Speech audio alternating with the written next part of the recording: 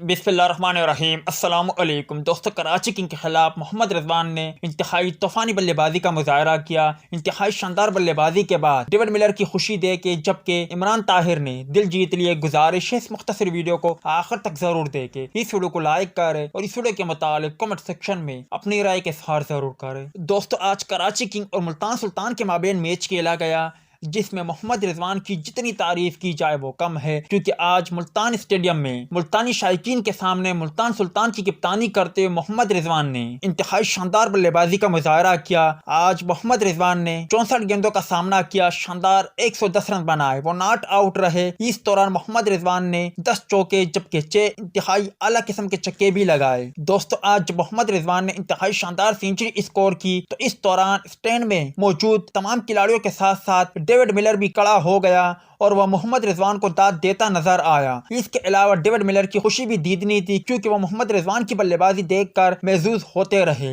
इस दौरान पाकिस्तानी कोई खिलाड़ी मोहम्मद रिजवान के पास नहीं आया, मगर इमरान ताहिर जो के बाउंड्री पर मौजूद वो मोहम्मद रिजवान के पास आए, उन्हें मुबारकबाद दी और उन्हें गले लगाया, जिनकी तस्वीरें आप स्क्रीन पर देख सकते हो। और ये वीडियो सोशल मीडिया पर काफी ज्यादा वायरल हो रही है। आप भाइयों को मोहम्मद रिजवान की शानदार बल्लेबाजी देखकर किस तरह लगा, कमेंट सेक्शन में लाजमी तौर पर बताएं।